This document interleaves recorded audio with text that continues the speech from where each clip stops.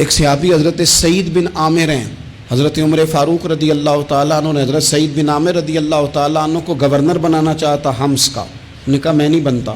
فرمایا مجھے تم لوگوں نے بنا دیا ہے، خود گورنریاں بھی قبول نہیں کرتے. چلے گئے حضرت سعید بن عامر، گورنر بن گئے، صوبے کے گورنر. مال غنیمت میں سے کچھ زیادہ مال مدینہ شریف میں جمع ہوا تو حضرت عمر نے مختلف صوبوں سے غریبوں کی لسٹیں منگوائیں. حضرت سعید بن عامر کے صوبے کے کچھ خاص لوگوں کو آپ نے لکھا کہ تمہارے صوبے میں جو غریب ہیں ان کی لسٹیں بھیج دو. تو جب لسٹ آئی تو اس میں پہلا نام حضرت سعید بن عامر کا بھی تھا. کہا ہمارے گورنر کے پاس پہننے کو کپڑا کوئی نہیں، کھانے کو روٹی کوئی نہیں. حضرت عمر بیٹھ کے رو پڑے. فرمایا تمہارا گورنر بھی مسکین ہے. اشرفیوں کی ایک تھیلی بھر کے حضرت عمر نے بھیجی. حضرت سعید بن عامر کے پاس جب گئی تو کہنے لگے انا للہ و انا الیہ راجعون. آپ کی اہلیہ کہنے لگی خیریت ہے؟ کہیں امیر المومنین حضرت عمر کا وصال تو نہیں ہو گیا؟ فرمانے لگے نہیں. تو فرمانے لگی کوئی آفت تو نہیں آ گئی؟ کہا نہیں. انا للہ کیوں پڑھا؟ ولی مانس دیکھنا میرے پاس دنیا آ گئی ہے، میں نے تو جان چھڑائی تھی اس سے، کہ میرے پیچھے بھاگتی ہے.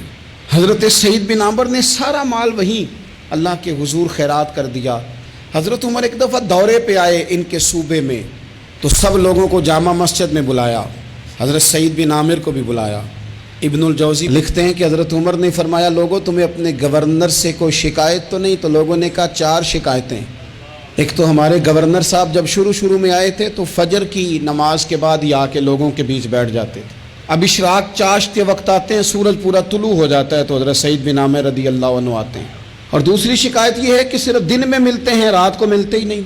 اور تیسری شکایت یہ ہے کہ ہفتے میں ایک پورا دن ہوتا ہے ملاقات ہی نہیں کرتے. اور چوتھی شکایت یہ ہے کہ کبھی کبھی بیٹھے بیٹھے رونے لگتے ہیں اور بے ہوش ہی ہو جاتے ہیں. آپ نے ایسا شخص گورنر بنا دیا جو دیوانہ ہے. حضرت عمر نے بلا لیا، قریب بیٹھے تھے، کہا دیں سوالوں کے جواب.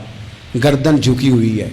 عرض کرنے لگے امیر المومنین میں نے تو پہلے ہی کہا تھا میں گورنری کے قابل نہیں، میرے والا کام نہیں. فرمایا اب تو منصب تمہارے پاس ہے، تمہیں جواب تو دینا ہے. حضرت سعید بن عامر کہنے لگے حضور 4 میرے ساتھ مسئلے ہیں.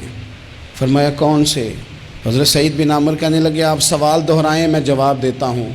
آپ نے فرمایا سعید لوگ کہتے ہیں پہلے تو سویرے آ جاتا تھا، اب تو اشراق چاشت کے وقت آتا ہے. گردن جھکائی، سناٹا چھا گیا محفل پہ. تھوڑی دیر کے بعد سار اٹھایا تو داڑھی پہ آنسو گر رہے تھے.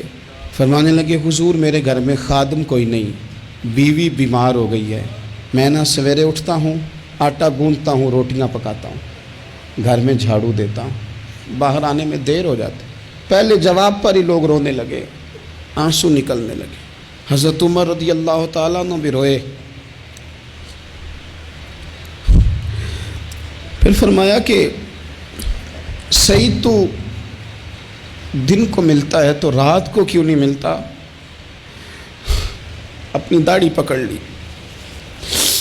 کہنے لگے عمر ساری سفید ہو گئی ہے، اب تو لگتا ہے پھل پک گیا ہے، پتہ نہیں وہ کب مجھے کہے گا واپس آ جا. میں نے نا دن مخلوق کے لیے رکھا ہے، رات اپنے رب کے لیے رکھی ہوئی ہے، مجھے تکلیف نہ دی جائے. گورنر کی بات کر رہا ہوں. پھر کہا سعید یار ہفتے میں 1 دن ملتے کیوں نہیں؟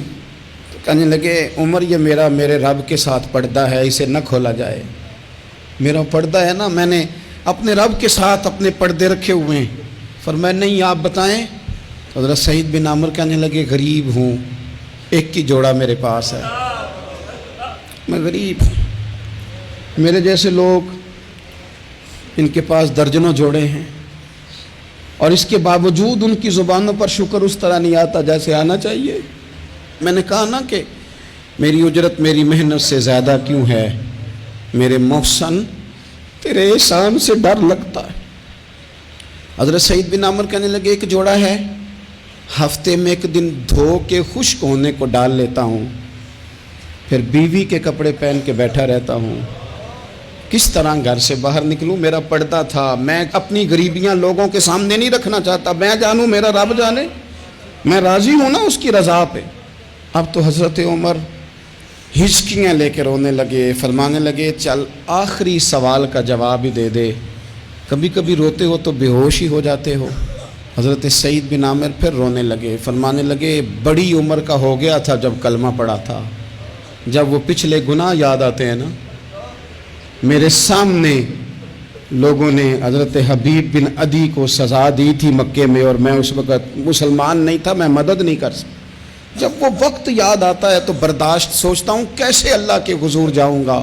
دوستو دعا کرنا، یہ وطن جو داتا صاحب کا ہے، جو بابا فرید کا ہے، جو غریبوں کا ہے، کمزوروں کا ہے، مزدوروں کا ہے، اللہ اس ملک کو بھی کوئی ایسا شخص عطا فرما دے